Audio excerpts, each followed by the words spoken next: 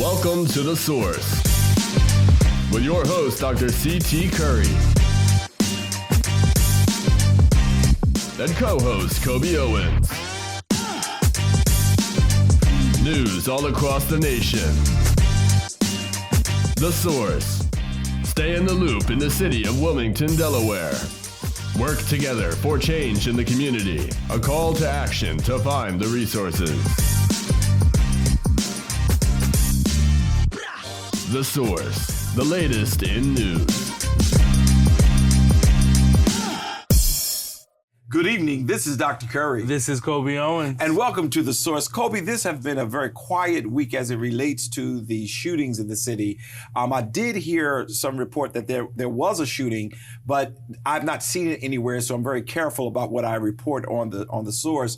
But there was one incident that happened right after we did our recording of last week that I really want to bring to the attention of those individuals in Wilmington. A woman, and it was in the paper as well, a woman died as a result of an assault of a person at the 700 block of Callaway, but I don't even know how to say that street.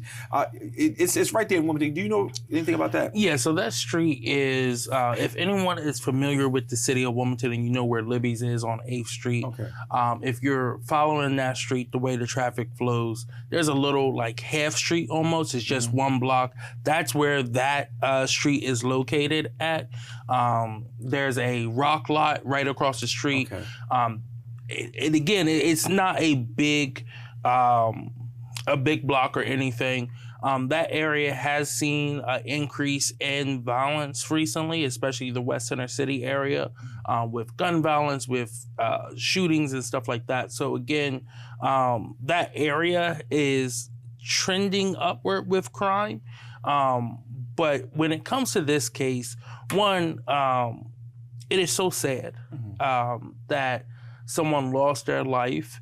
But if I'm being honest, I have not heard too much from the WPD on what happened with this incident, what led to her death, and where the investigation is currently. And that's where my anger kind of is for those who are watching us today, because as I'm watching social media, and I'm seeing some of the things that is being said. And it's a disgrace that for this woman, 42 years old, a beautiful soul, and I think according to the paper, it was saying she was 44, so I'm not too sure which one it is. But for her to allegedly, and I want to make sure this is clear, be drugged, allegedly murdered, and allegedly sexually assaulted is just egregious. And the way I said it is the order that everybody that I'm getting from the streets are sharing it happened. Mm-hmm. She was drugged. After being drugged, she was murdered. After being murdered, then he committed necrophilia. For those of you who may not know that terminology, it's the professional way of saying he had sex with a carcass. This is literally egregious. Mm-hmm. And it happened in the heart of the city. And for those of you who are watching, I'm going to put up a picture of the alleged person. And you may say, well, how did y'all even get a picture of this person? To my understanding, the way it was given to me, and as I've did my little investigation to have not been able to get all the facts together, this person did it in the order in which I said, drugged her, then killed her, and then raped her. And while getting away, because somebody walked up on him doing what he was doing while she was already deceased, and he then spread it away, and his phone dropped. And when his phone dropped, this is how they were able to get these pictures and know who this person is. And as of right now, my anger is we have not been able to catch this individual, even though they are saying he's still in Delaware, they're telling me, but they don't know exactly where his whereabouts are. And I just don't understand it. I mean, is this neighborhood that bad? So over the West Side, you have seen a growing trend, and this comes maybe 10 days at max after the death of I think she was 80-something year old. Yes. Over in the Hedgeville community, right? So again, This is the second assault that has resulted in death. over that side of the city. We, and no information has come out. Now, I do think they have charged one person in that, the 89-year-old. Yeah. But again, the information is not being disseminated throughout the community. If they are one-offs, say it's one-off, but then also ask the community for help for trying to find these people as well, too. Yeah, and I think they did put a number out to call the detective who is responsible. We'll put that at the bottom of our screen at 302-576-3645. But again, because of public safety, making sure that residents are safe. We don't know who this individual is. This individual is lurking around somewhere and he's still free. If he's not free, we need to know that too.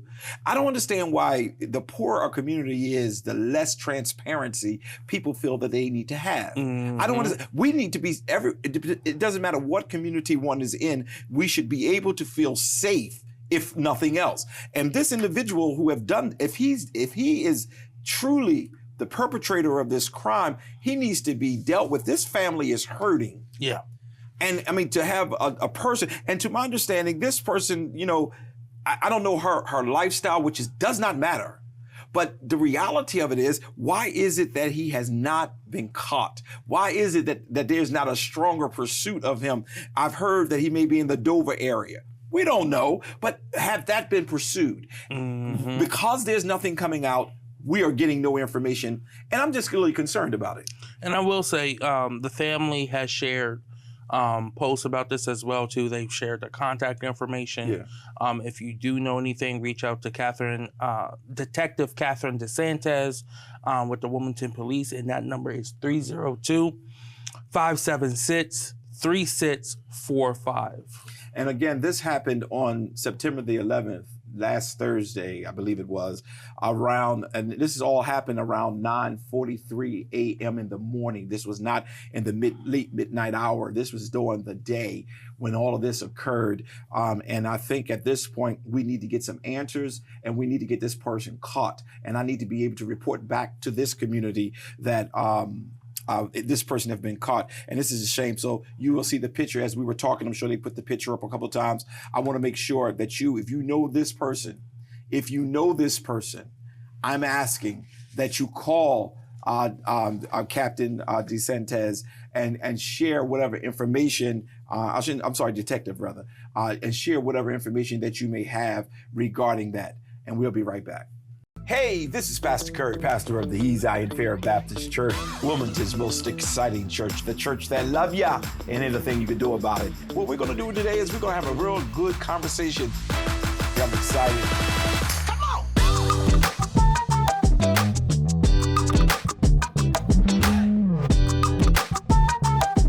Every Sunday at 11 a.m. Why don't you call somebody real quickly? Tell them Coffee with Curry is on. And let's get after it.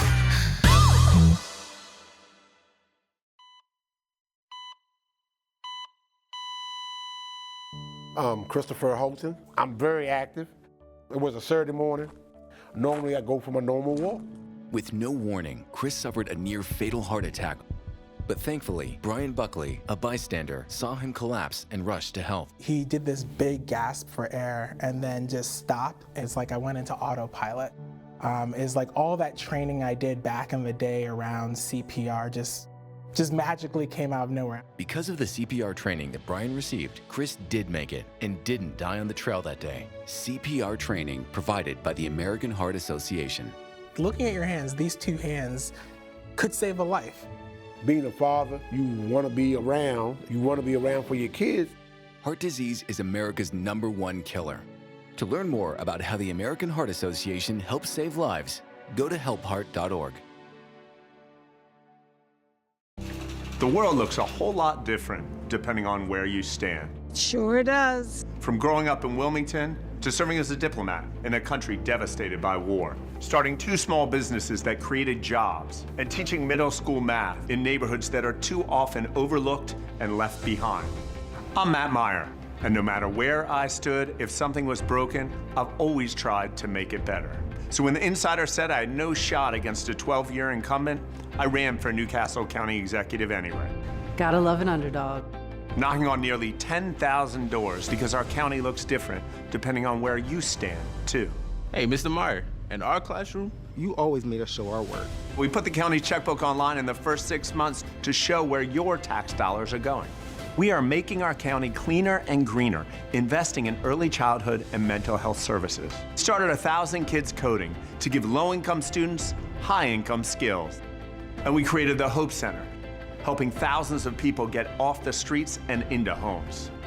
Now, as too many families struggle with the rising costs of housing and health care, too many communities go without clean air and clean water. And our schools rank 46th in the nation. I know we can do better.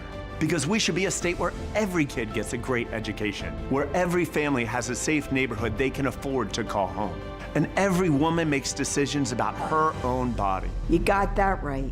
I'm Matt Meyer, and I'm running for governor, so that no matter where you stand, we can all see a brighter future. Don't forget the website.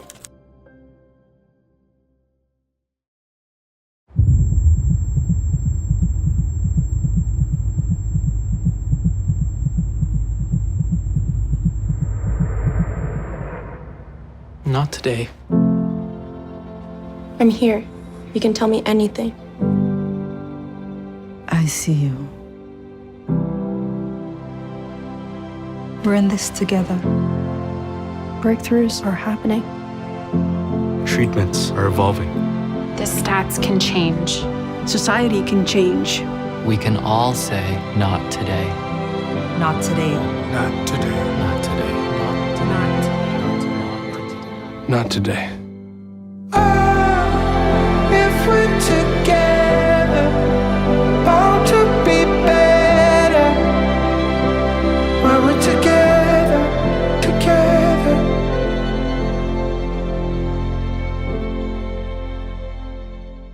Hello, my name is Coby Owens, and I'm running for the Democratic nomination for the City Council 1st District right here in Wilmington.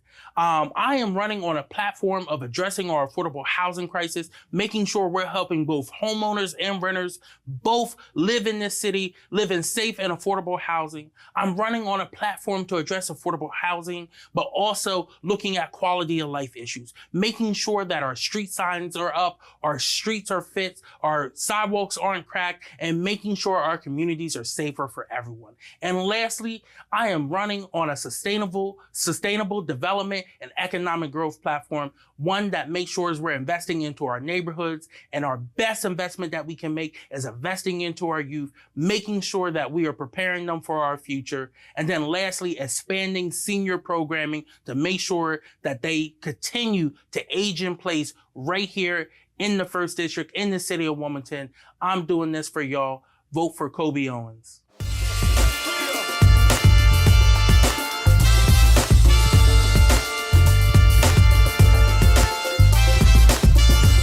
And we're back. Coby, what's going on this week with the Coby Corner? Yeah, so there's a few things going on, and you know, I always like starting at the top level and then working my way down to the local level, my favorite. But there is going to be a little bit of a blend of both happening in my first point, and that is President Biden is bringing foreign leaders to Wilmington, which is the first time in his presidency that he's meeting with foreign leaders here in his home state. And he's actually taken them to his old high school of Archmere Academy.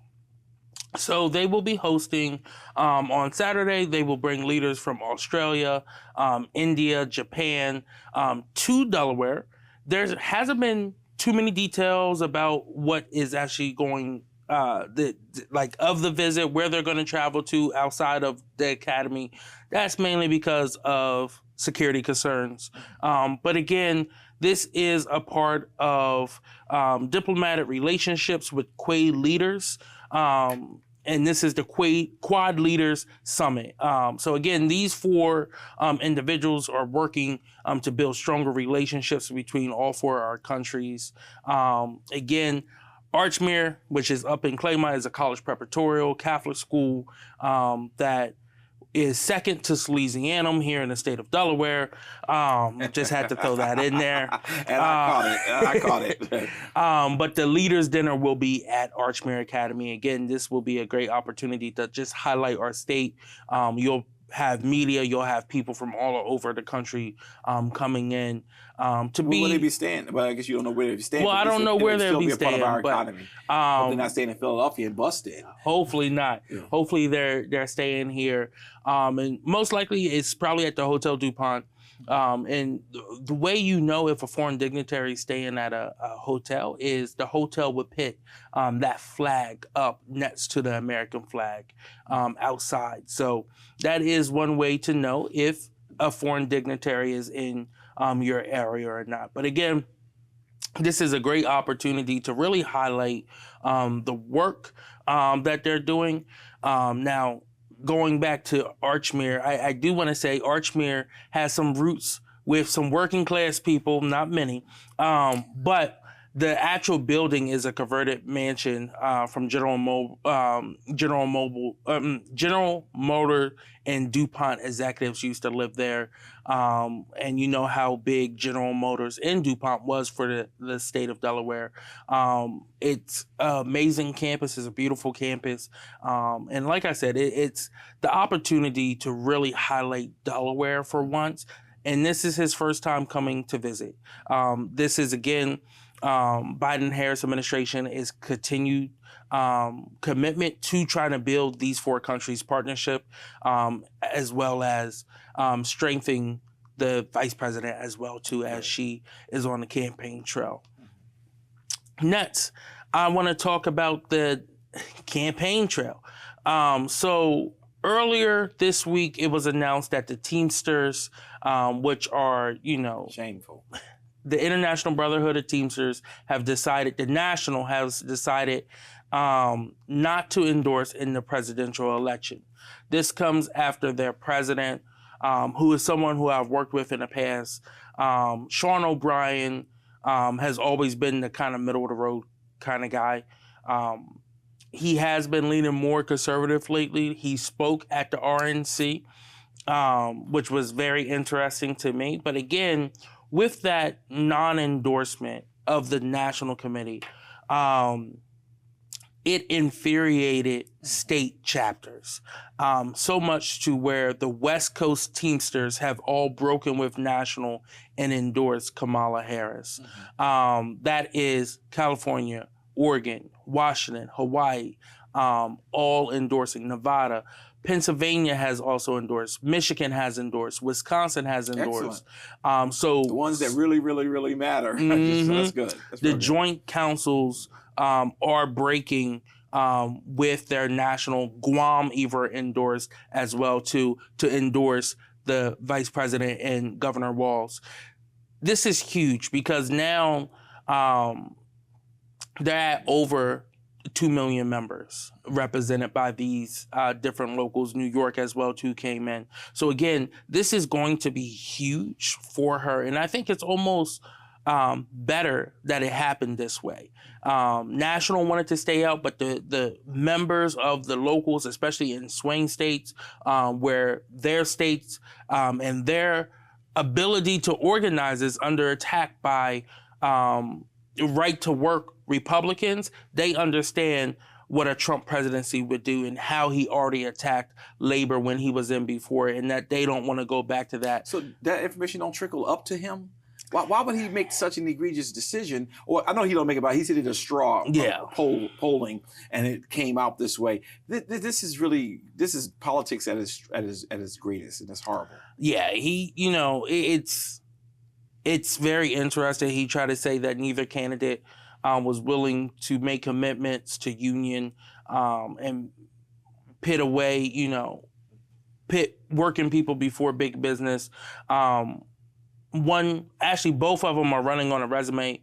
One has been able to do that with the current president, and one was a president and did the exact opposite. So I'm very interested to know why they chose that language and that statement that they put out. Because she's a black woman. Because she was a black woman. He supported the white woman, but because she's a black woman. But that's right. That's all right. That's all right. But the Teamsters have a very deep root in the automotive warehouse, blue collar industry jobs. But when it also comes to that automotive world, the ones that you really need to watch is UAW. My grandfather was a member of it. I joined this strike line out in Wentzville, Missouri. They went on strike earlier. They have endorsed Kamala Harris. They understand who supports American cars and the production of them in America. So again, disappointed that National did not endorse, but I am happy, and I think it may even work in their favor to see the locals, the states, breaking with their national and going ahead and endorsing her on their own. And again, they understand they want to protect their working rights. They want to expand them, and they know that there are a lot of anti-labor meetings going on. So again, this is where we're at right now in America, right? So next, I want to talk about something on a state level, the Opioid Commission. We've talked about this a few times. There is an external report being done, and I said I would keep everyone up to date on this. An external report examining the prescription opioid settlement distribution commission grant process is expected to be completed and released in October following the fraud concerns. This is, again, you had the AG come out, I think, back in July and said, hey, maybe we shouldn't be doing any more grants. Let's make sure we have all the paperwork proper and all this other stuff. The committee decided to go ahead and keep giving out grants. So again, in the hopes of more transparency and being more ethical, this report has been asked for. And then hopefully what I hope to see out of this is that they deliver a corrective path for the commission. But in you, even with you saying that's what you're hoping for, then that means you are assuming that maybe there's some improprieties. Yes. And that's where my problem is that I'm glad that the state of Delaware did not buy the okie doke and elect a person in who had a level of improprieties that may have happened. So if there's some improprieties, here's my big question. Will anybody be held accountable? I understand that the people have responded and said, we don't want crooked government. Okay. Now that a report is coming out, will anybody be held accountable, and who will be responsible for ensuring that accountability is held? Those two questions are to you, brother. So, again, with the new administration, things change up. So the lieutenant governor's office may not hold a seat on this, right? It depends who the governor appoints to be the other co-chair. Now, the AG will keep her seat as one of the co-chairs. I think one of the more concerning things is you have $1.9 million dished out this year, right? One, if that money's already been spent, it's very hard to get it back. But you can still hold people accountable. But you can hold the and organizations you can take licenses accountable. away. You can expose, because all of that. I'm saying all of that right now. I know that you're not the answer to all these questions, but I'm saying all of that because those of you who are watching us, we have to stop allowing people just to do what they want to do and have their buddy systems. And when Matt Myers brought that to the front, it triggered me to see that there are people who have these buddies and they pay for these votes. And I am concerned if the money has been spent, where is the organization that was spending it? Correct. And is it still going to be in existence? So I think if there is improprieties with how the grant process happened with the commission, I think you look at where we've seen the highest death tolls this year. So 60.5% of all opioid overdoses have occurred in Newcastle County, 21.1 in Kent, 18.5 in Sussex. I think you look at the organizations, go down the list, whoever had a issue with their application, right? Then you must audit them and see how much money they know how much money they gave, but how much money was spent, where it was spent, and why, if there wasn't an impact, then why wasn't it an impact? If it was an impact, then they're doing the right thing with the money. And I think you have to break it down that way. I'm with that. Once this report comes out, I do believe that there is going to be some issues with some of the grant process. We already know that the auditor's office, in a different manner, is already auditing 12 settlement grant awardees, recipients, right? So again, I don't know how big that actual list is. I don't know how many organizations have actually received that money. But again, this is what all of it's going to have to come into play. It probably won't be done by the August 28th meeting that they have. This report will be done, this first report. I don't know if there's a timeline on the auditing of the 12 recipients just yet, but that's something that the auditor's office do, and they usually don't put a timeline. They take as much time as needed to make sure they have everything properly. So, and again, and it may be some added to that 12 as well too, based off this report. But the full body will be meeting, and it's a public meeting on October 28th. So again, I'll be bringing it up a few more times just to remind people of it if you want to join in. I believe there is a virtual option to join in, or at least to watch, if not. And where's the meeting normally held at? That I do not know. Okay. Some of these commissions, they move around to the different counties. So I can go on the website and I'll report out on that next time I bring this up, so people know if they want to go in person and give public comment, where they can go. And I hope, Coby, you will be able to continue to follow up on this as you have done, because this is something that I want the people to see, that Delaware made the right decision not to move in a direction to cover up corruption. You know, Trump ran, and I know that I'm on your time, and I'll give you some extra time, but Trump ran only because he wanted to stay out of jail. You know how many other people are doing the same thing? Mm-hmm. And that's why when we use our votes to deal with people, I think that's a better thing. And when this report comes out, I'm not going to let it go. We're going to see where it leads us. I'm sorry about taking some of your time. Yeah, no, again, this is what we've been asking for in Delaware. Yeah. But getting rid of all this, right? Delaware needs independent office to kind of be a watchdog. Yeah. And there has been bills introduced dating back to John Kowalko being down in the General Assembly calling for an inspector general here in the state of Delaware. There was a bill this year and it went nowhere. So again, what are they afraid of? I'm sorry again. What are the people that we elect that's down in Dover, the state representatives, the senators? Tell me, what are they afraid of to have an inspector general? This was talked about on this show several times. Mm-hmm. What is the fear? Can I tell you what the fear is? Buddies will be caught. We won't be able to give free money to our friends. People who rightly deserve it and need it will be able to get it. That's what will happen. I think I'm going to put another spin on. We may have to put some pressure on down Dover. Mm-hmm. I'm sorry. So I do know there is going to be an effort to bring that bill back. Yeah. Then it's just looking to build support. As soon as they bring it back, you make sure we are aware of it, and we're going to be making sure we even televise it so that we can start calling out these persons. Because what I learned after this election, I don't care how powerful you are down in Dover, if the people in your district vote, we will replace you. And I'm looking right at the camera on purpose.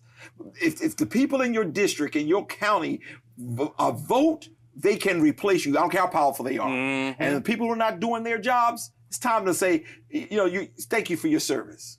Mm-hmm. So. I agree with you. And so the last thing I want to talk about is something that came out in the News Journal that's really concerning.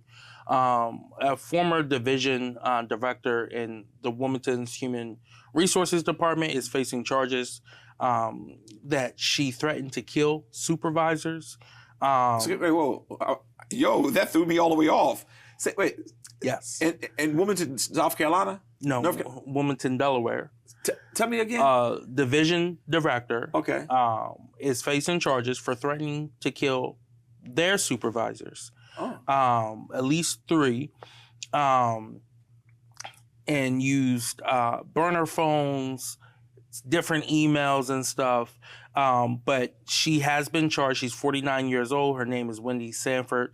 And not only threatened 3 members of the city's Human Resources Department, but also claimed that she was going to go after their family members. And this is a quote from one of the court documents. "I'm going to cut her," explicit language, "baby up." Oh my God. This was the type of language that she was using in this. And again, apparently, she was responsible for attracting, developing, and retaining a diverse and quality workforce in order to efficiently and effectively meet city's growing dynamic business needs. Who hired her? That I don't know. I don't know how long she was with the city. You said Human Resources. Yes. Is that that's not appointed by the mayor? The division is appointed by the mayor. The department head is appointed by the mayor. How long has this person worked there? I'm asking you my questions. It did not say. Well, this is a small place. We should know. We need to find out, because who is this person? I've never heard of this person. But again, there was some text. "I'm giving you a courtesy call to let you know that you need to get your priorities and your obligations in order, because I'm going to kill you," explicit. This is what she would send in text messages to people. Then I'm going on a burner phone. On a burner phone, and in different documents. Then it says, "And then I'm going to come for all of your other directors, and I'm going to kill them." This is very concerning. Yes. That this person was able to work under the department that you would usually report something like this to, and had so much power. I'm looking forward to following this investigation to see what else comes out of it in the court documents. But again, this is very concerning.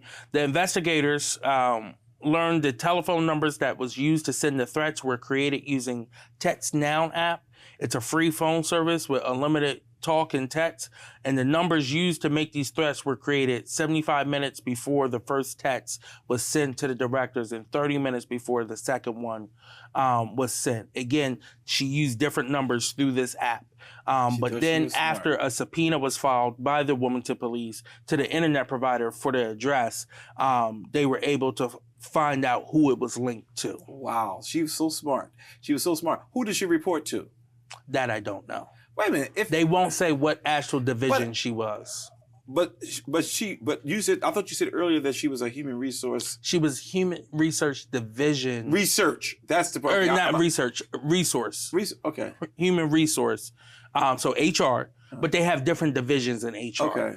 So it just says she was a division director down there. There's about 3 or 4 different divisions. Okay, we really got to look into this. You mean threaten people's lives and you're going to cut them up, cut the children up. Where did she come from? And this goes on in our little city hall. It's 70,000 of us. You mean to tell me this is going on and we letting this go on? Mm-hmm. I wonder, and these are questions that you can, while you're doing your investigation, you know, when they first got the first text, how did they respond to it? Who did they send the information to? And if that's, and this person is just egregious, preposterous. Yeah. So I'm glad no one was harmed. Yes. I'll say that first. Yes. But again, this is very concerning, and hopefully nothing like this happens again. But again, this happened right here in Little Old Wilmington in our city hall building. Wow, Little Old Wilmington. Y'all want to get on the map, I see. Join us live for our weekly worship.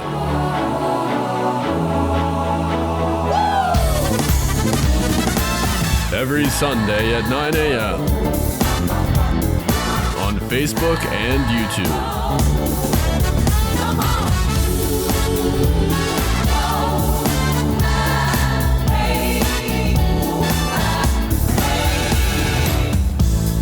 Well, Pastor, I'm doing the best I can, but I still gotta have a little Chardonnay, and I still gotta have a little this, and I gotta still sneak around. The devil is a liar. That's an excuse. Wilmington's most exciting church.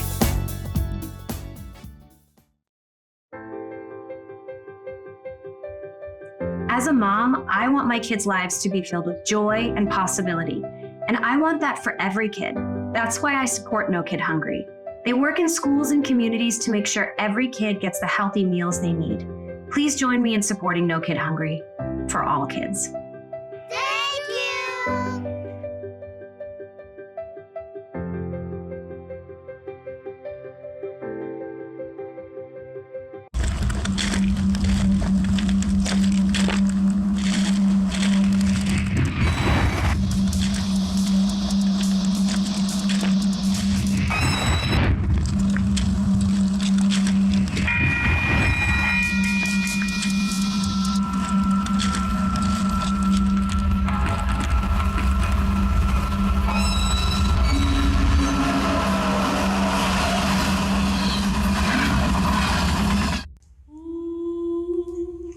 boss. Okay. I said I'm fine.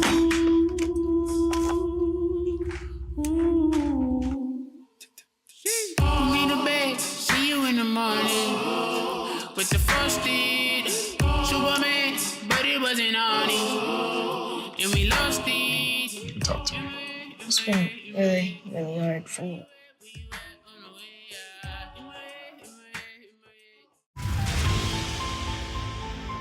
Smiles are powerful. A simple smile can light up a whole room.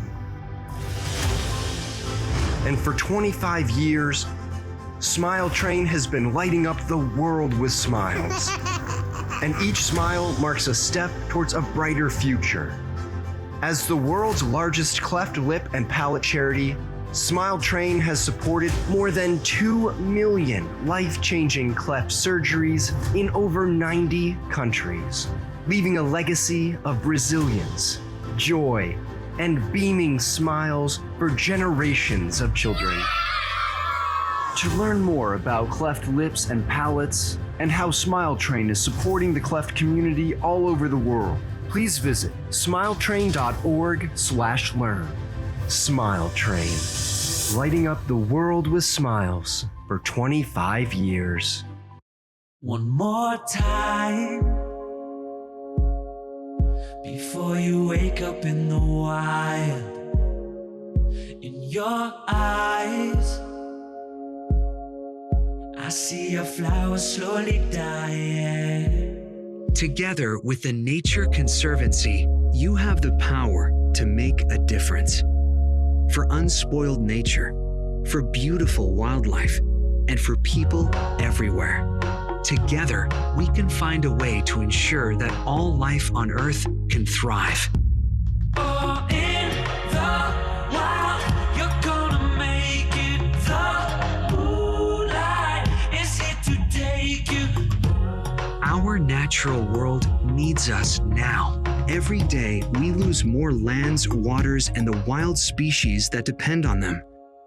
To learn more, visit nature.org today.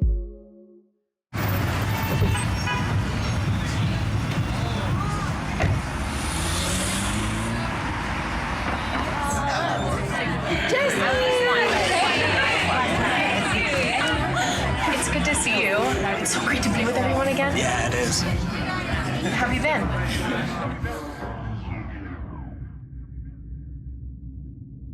I'm not good.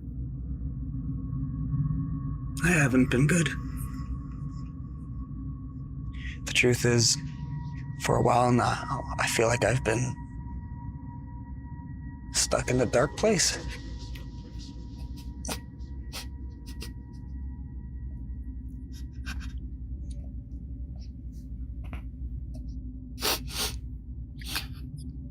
I can't remember feeling happy.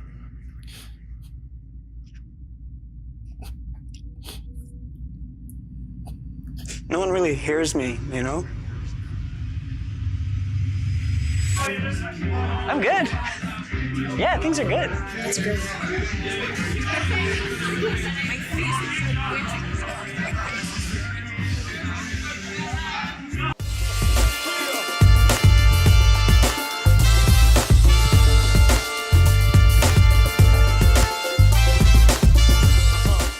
And we're back.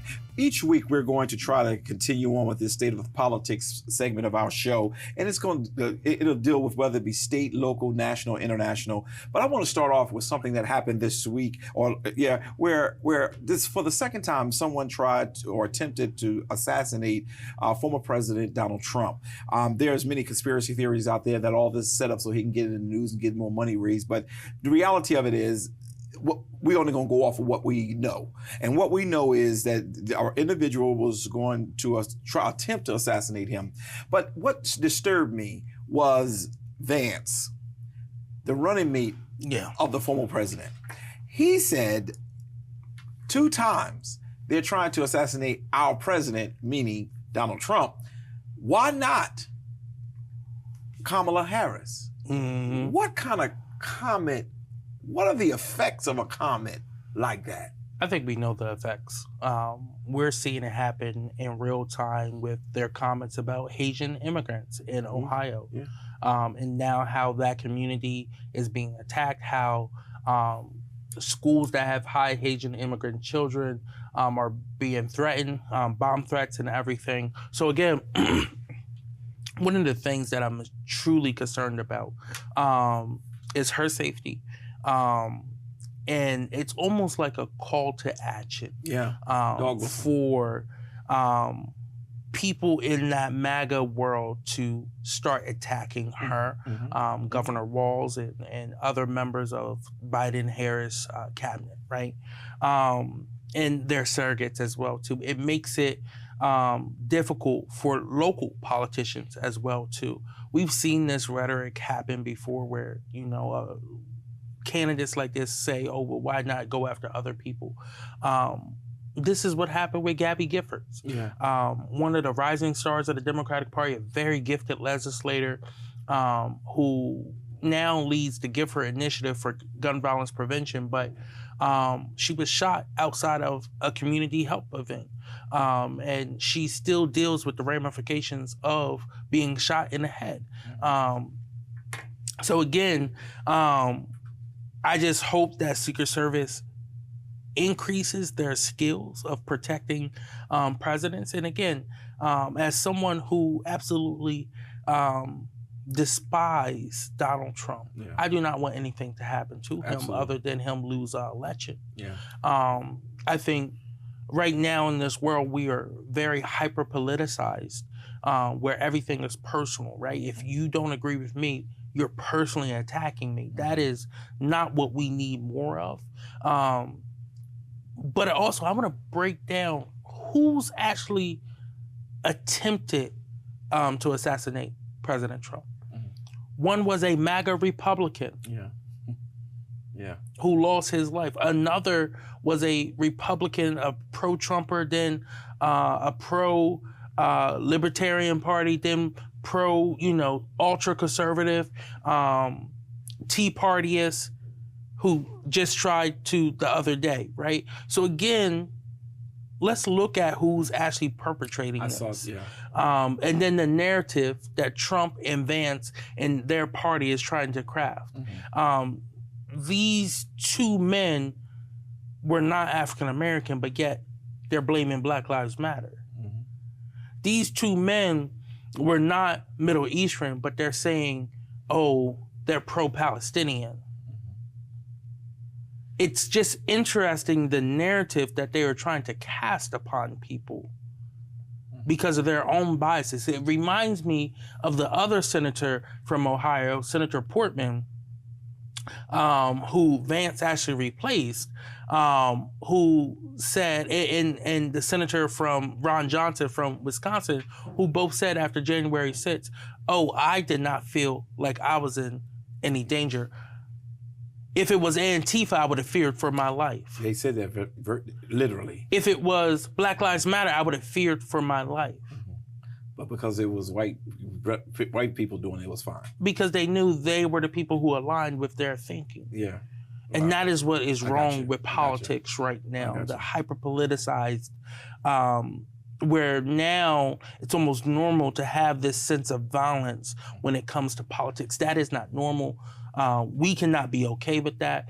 And honestly, this is why a lot of these politicians need to resign or lose their elections.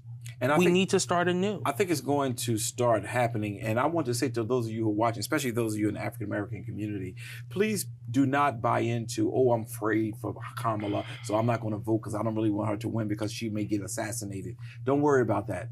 God's got her. You do your part. Coby, and that kind of leads me to the next part of some of the things one of the things I want to talk about is it's looking really good. We're not sure. I agree with Kamala. Let's play from behind and keep pushing and going into every territory necessary. But what are your analysis of what's going on with this presidential race? That this is going to be one of the closest elections of our time, at least of my lifetime. And I was still here and was a voting age for Gore, Bush. This is going to be a very close election. You have Nebraska trying to take away their division voting, which means they have five electoral votes. 3 of those are broken up by congressional district, and then you have 2 statewide ones. New Hampshire Maine is the only other state that has that. They are trying to make it a winner-take-all to get that 1 point back for Trump. So if you win the whole state, you get all the points. Democrats have been able to win. Joe Biden was able to win the 2nd congressional district. Obama was able to win the 2nd congressional district. Harris is doing very well polling there. They want to make sure she does not get that extra point. You are seeing a ton of dark money being poured in to states like Georgia, North Carolina, Wisconsin, Pennsylvania, Nevada, Arizona, Wisconsin, and Michigan, right? Ton of money is being poured into these states to make sure that they can try to flip some or hold some. Texas right now is actually in play. Senator Cruz is very unliked, and now it's to the point where Trump's campaign manager is calling for help for the former rival of President Trump to make sure they hold that Senate seat. North Carolina is in play. Definitely. A state that President Biden won 2 times, President Obama won 2 times. Trump has won it 2 times as well, too. He was able to beat Biden by the slimmest margin. So again, North Carolina is in play. And one of my good friends and my colleagues, the state party chair there, Anderson Clayton, she's 26 years old. She is working hard in rural areas to make sure we pull out the vote there. Georgia. They are doing everything in their power to purge black voters off the rolls down there. They have made it illegal for you to either get food and water. They have shrunk the number of early voting sites in different counties, targeting the larger counties. So if a small county that only has a few thousand people in it gets 4 polling places, a county that has over 2 million people should have more than 4 polling places, but they're only giving them 4. And then saying if you give out water, if you give out snacks, it's not a misdemeanor. It's a felony. To give water to your neighbor. That's called desperation. So again, they are purging people off the rolls. They're trying to use loopholes saying, oh, well, if you missed a school board race, then you're no longer an active voter, so we could take you off the rolls. That is what we're up against right now. So again, there's a ton of litigation going on across this country in all the different swing states. So again, this is going to be a very tight election. So you can not only just vote for you can't just vote.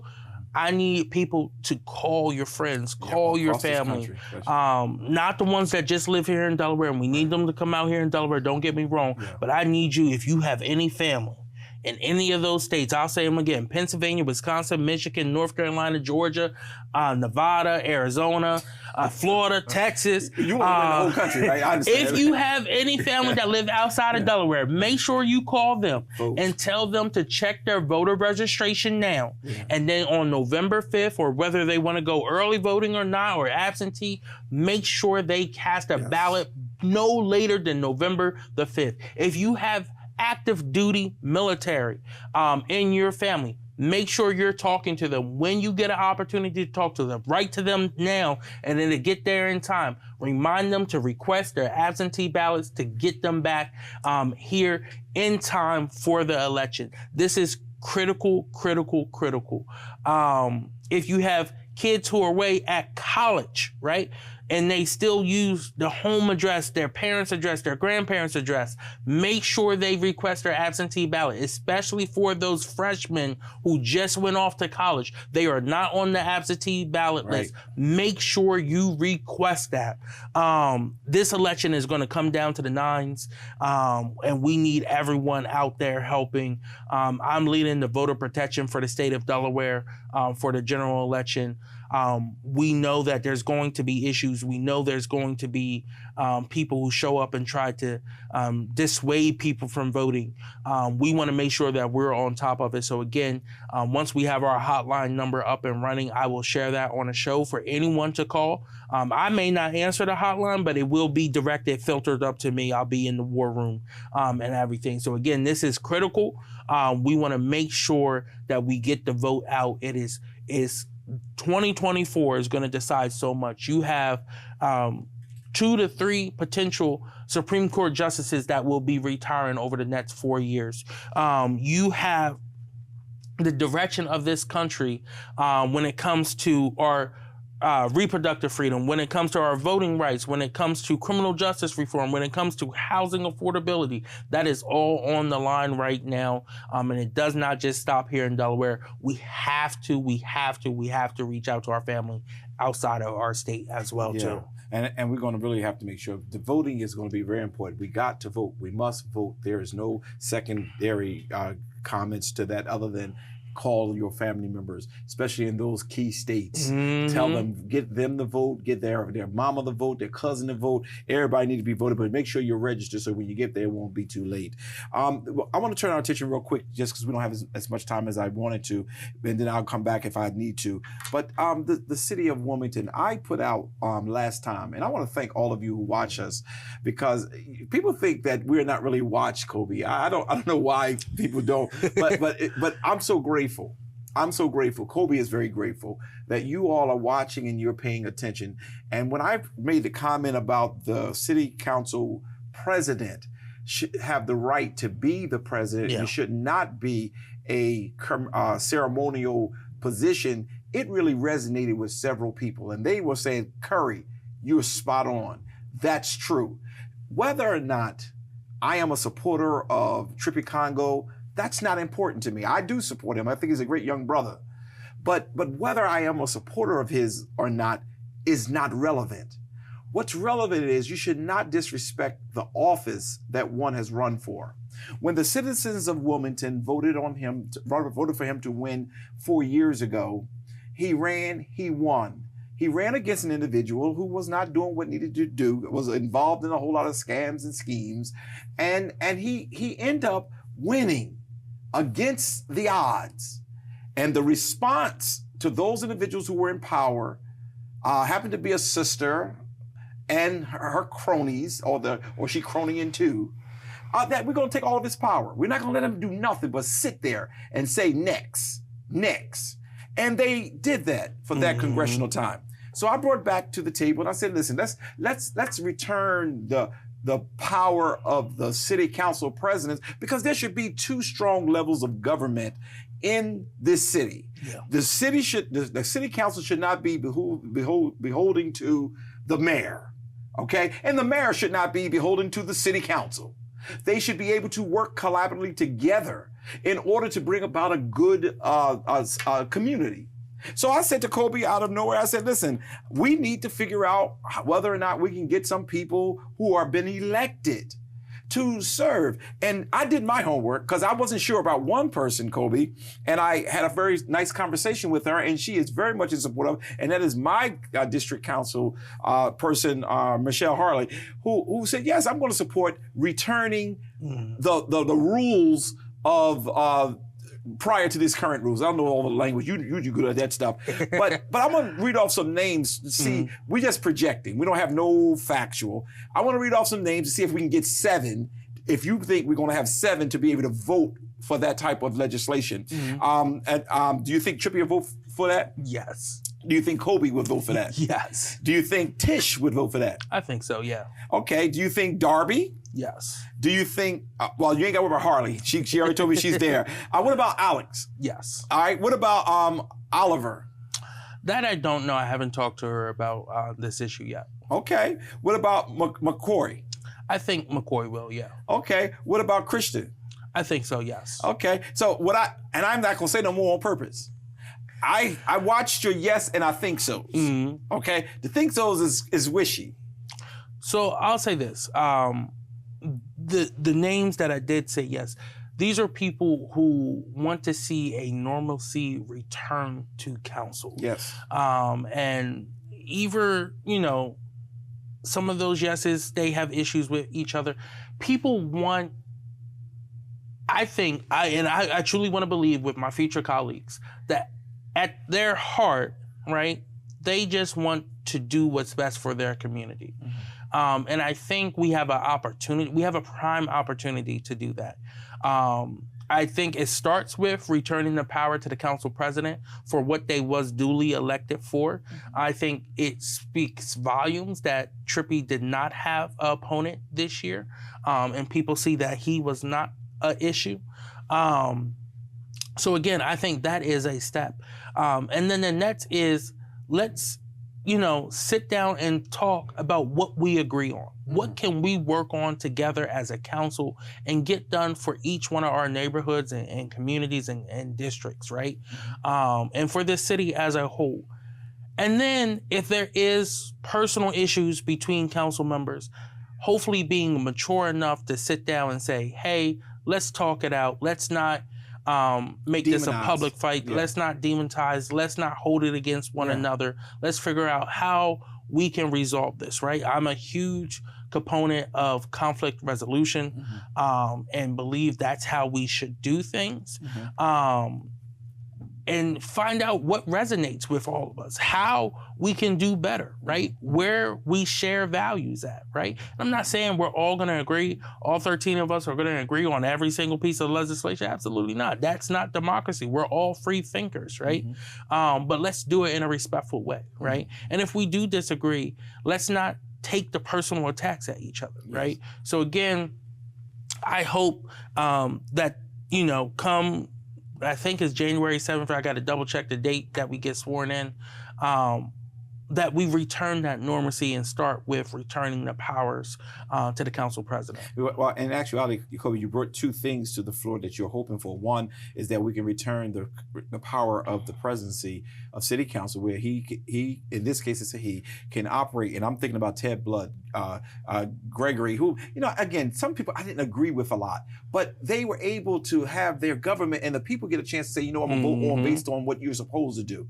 And I forgot the brother who was right between, before Gregory, it was Norman Griffiths. Griffiths, yes, because that's when I was building the Wholeness Center, and he was very helpful, very, you know, everybody had their own personality, but they were able to be the president of the city council. And so that was the first thing I think that you kind of bring forward. And the second thing is that civility. You believe that, you know, we're supposed to be representing the people. Our behavior should reflect what we desire of our constituents and what we desire from people who are watching us. And some of the things that I've heard and how they lambaste and degrade each other, I hope that this new council, with the new people we have, the lack of, the strong community activists that we have working, that we really will return to just being civil with each other. Yeah, I agree. Because it doesn't make us popular on the source, because we can talk about who's the latest person sleeping with this person or who you can't stand.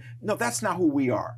Who we are individuals who are trying our best to bring news that will keep you informed, that will keep you aware. We have great people who have been elected. I'm looking forward. And I, even with Harley, and I got to give her a little shout out, only because she has really been a model with a person like me who really came after her a couple times. And I came after her very strong. But every time I went to her saying, look, the people in this area need A, B, C, or D, she just rolled up her sleeves, did what she can do, got me in the offices I knew I could never get into. So that's what we need. We don't need people to have to always agree personality, because, you know, your personality may not fit my personality, but we got to be able to support each other and care for each other.